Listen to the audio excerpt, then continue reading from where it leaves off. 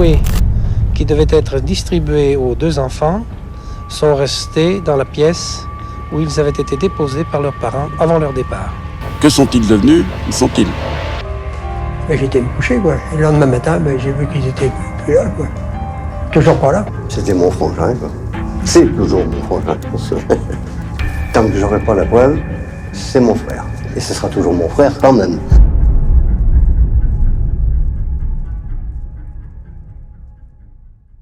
Salut à tous, j'espère que vous allez bien. Aujourd'hui, je me trouve devant l'ancienne maison des Méchinot, une famille disparue dans la nuit du 24 au 25 décembre 1972. Je me trouve à Boutier-Saint-Trojan, près de Cognac. Ici vivaient Pierrette, Jacques et leurs deux fils, Éric et Bruno. Ils partent faire leur réveillon de Noël chez des amis, mais ne reviendront jamais. Ni leur corps, ni la voiture ne sera retrouvée. Et à quelques centaines de mètres se trouvent des carrières, les carrières de Saint-Mème. C'est d'ailleurs dans ces carrières que les enquêteurs finiront par chercher, mais malheureusement, ils ne trouveront aucune trace de cette famille. Aujourd'hui, on va suivre l'une des pistes les plus intrigantes de cette affaire et peut-être trouver des indices. Moi, j'en dis pas plus et je vous laisse avec la suite de la vidéo.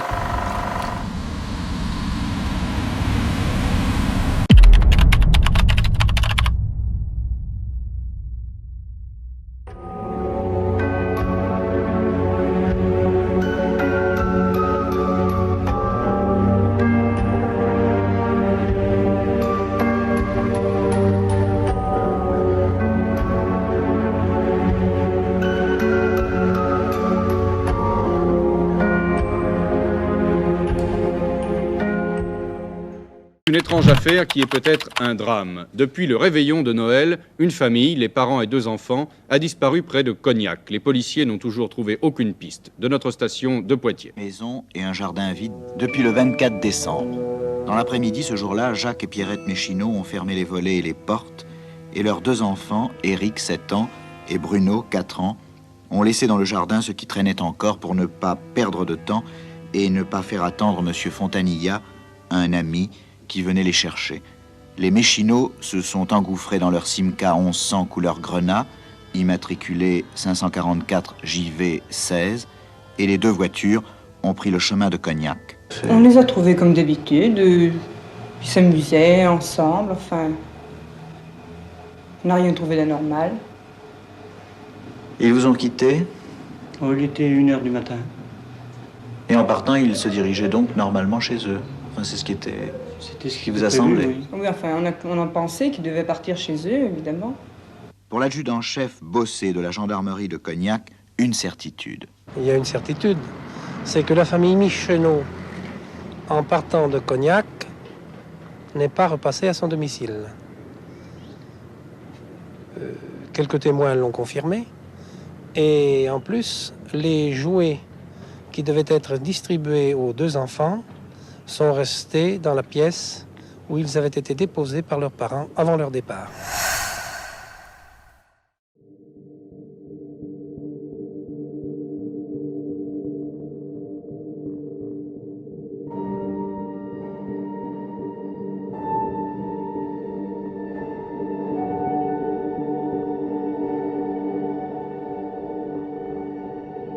C'est vrai que les carrières de Saint-Mème, moi j'avoue que ça me laisse perplexe. Ça me laisse perplexe dans le sens où c'est immense. Ok les gars, je me retrouve du coup à côté des grottes. Ouais, il fait une nuit noire. Je me chie un petit peu dessus, mais ça va, hein, ça va le faire. Donc c'est parti. Alors c'est pas dit qu'on arrive à trouver les fameuses voitures, les voitures abandonnées. Mais en tout cas, on va essayer de les chercher. Donc c'est parti. Donc là, on a du coup l'entrée de la grotte, ici.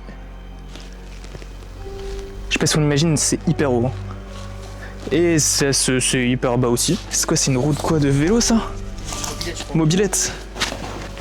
Donc là, il y a une autre entrée. Il y a une autre entrée, mais qui est barricadée ici. Alors ça, c'est des cages. On va le voir plus tard dans la vidéo. Mais c'était aussi une ancienne champignonnerie. Donc je sais plus quand est-ce que ça a commencé. Ils faisaient pousser du coup les champignons. Voilà, ils cultivaient des champignons. Donc voilà. Là, on est du coup encore dans l'entrée. Et je vous avoue qu'il y a une sacrée ambiance quand même. Là, il est, je crois, minuit peut-être. On va essayer de passer par là-bas, tu vois. T'as regardé en 1930. Je sais pas à quoi ça correspond tout ça, mais... Parce qu'il y a plein de... Il y a plein de débris de papier, de bouteilles. Ah bah il y a encore le pneu. Enfin, un pneu une roue de mobilette. Et là il y a des gros pneus de tracteur. Là aussi il y a encore des... Ah tu vois, il y a des flèches, donc on va essayer là. Il y a des grandes bâches, alors les bâches je sais pas à quoi ça sert. Est-ce que c'est pour garder la fraîcheur à l'intérieur? Pour peut-être les champignons, je sais pas. Regardez la profondeur de ce trou. Là je vous dis, je glisse, je pense que je meurs là. Peut-être pas, mais je pense que je me casse quelque chose. Je sais pas si on se rend compte en fait en vidéo comment c'est profond. Il y a combien de mètres là? Oh waouh! C'est incroyable, c'est super grand. Ouais, c'est l'eau. Ouais, c'est grave là-bas. Alors pourquoi du coup j'ai choisi d'aller explorer ces grottes? Déjà d'une part parce que c'est vraiment impressionnant. De deux parce que du coup il y a un lien en fait avec l'histoire de cette famille qui a disparu, donc la famille Meshino. Tout autour, même dans la ville, tout autour de nous, en surface, il y a des trous, donc des puits. Et si on tombe dedans, en fait, on tombe dans les carrières. Donc il y a des rumeurs qui disent que leur voiture aurait eu un accident et se serait retrouvée dans un puits, donc dans ces carrières. Sauf que ces carrières sont immenses et hyper profondes. C'est-à-dire que s'ils sont tombés à l'intérieur, c'est... Enfin, surtout en 1972, je pense qu'ils avaient beaucoup moins de moyens que maintenant. Et pour retrouver une voiture engloutie dans des carrières, c'était juste, je pense, impossible de les retrouver. Donc voilà pour la petite histoire. Genre là, par exemple, vous voyez le trou, il s'est effondré. Et ouais, du coup, c'est ce que je vous disais. C'est le puits que je vous disais. Là, en haut, en fait, il y a un trou. Et du coup, il a été comblé par plein de pierres pour plus que les gens tombent dedans ou quoi, parce qu'il y a eu vraiment beaucoup d'accidents. D'ailleurs, je suis désolé si la qualité est pas ouf. C'est qu'avec la fraîcheur et l'humidité, du coup, on voit plus très bien. Je pense qu'on va juste sur cette route-là parce qu'on va pas commencer à... Il y a encore un énorme trou ici. Waouh. Waouh, une chauve-souris. Non, et pourquoi il y a un aspirateur pendu là-haut? Attends, il y a une carcasse de je sais pas quoi. C'est même pas une voiture, ça, si?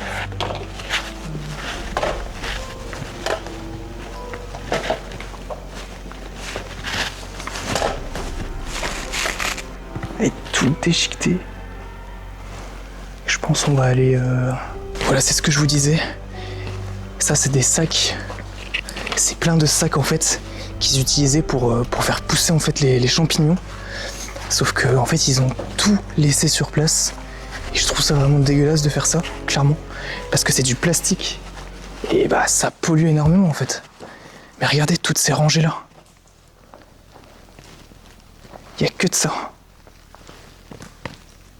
Vous l'avez compris, ces carrières ont été creusées par l'humain. Pas entièrement, mais une grande partie. Les carrières de Saint-Memme ont une histoire assez intéressante. Elles ont commencé à être exploitées surtout vers les années 1800. On y extrayait de la pierre calcaire qui servait notamment à construire des maisons, des églises et différents bâtiments de la région. À l'intérieur des carrières, les ouvriers faisaient un travail très difficile. Ils découpaient les blocs de pierre avec des outils simples, comme des marteaux et des burins, souvent dans des conditions compliquées, avec peu de lumière et peu de protection. En effet, dans une carrière, il fait naturellement frais toute l'année. Il y a beaucoup d'humidité et très peu de lumière. Ce sont exactement les conditions dont les champignons ont besoin pour se développer. Des poches ou des sacs de culture étaient donc installés dans les galeries avec le substrat, c'est-à-dire la matière dans laquelle les champignons poussent. Les anciennes carrières avaient donc une deuxième vie. Là par contre, on a de l'eau stagnante. Il y a même une bouteille là-bas. Ça faudrait que je la filme. Il y a au moins, je sais pas combien de mètres de profondeur, on se rend pas compte, mais dessous, en fait, il y a plein de galeries qui sont maintenant sous l'eau. Sauf que il y a 50 ans, il n'y avait pas toute cette eau-là.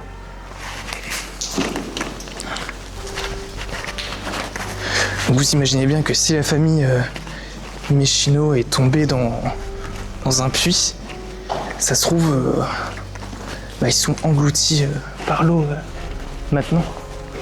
Il fait super froid. Vous allez me dire que là, il a écrit ça en 1897. Impossible. 1607, 17 avril 1906. Regardez. 17 avril 1906.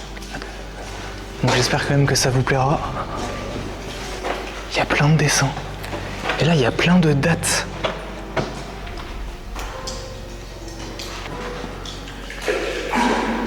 Ça s'est enfoncé. Là, il y a au moins 50 mètres sous nous. Là, on s'imagine pas comme ça, mais c'est tellement profond. C'est stagnant. Faut savoir que dans ces grottes, il fait... Je sais pas si ça se voit en fait en vidéo. Mais il fait au moins 10 degrés, je pense. 5 degrés, 10 degrés. J'ai le nez tout froid.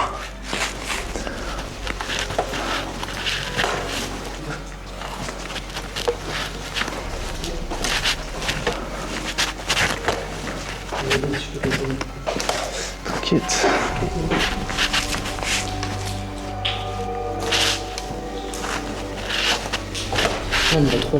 Bah là il y a une flèche avec une croix donc il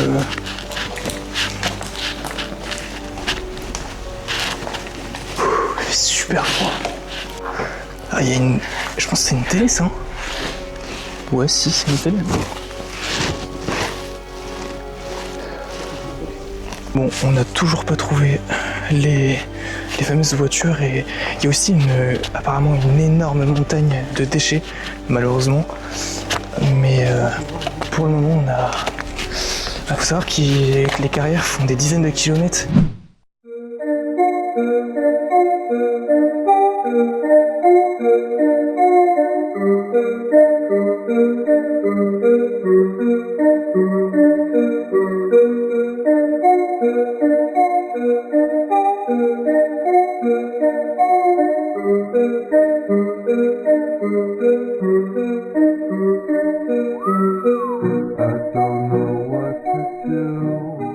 Bon alors là je suis en train de filmer avec mon téléphone. Je sais pas si ça se voit, je tremble carrément.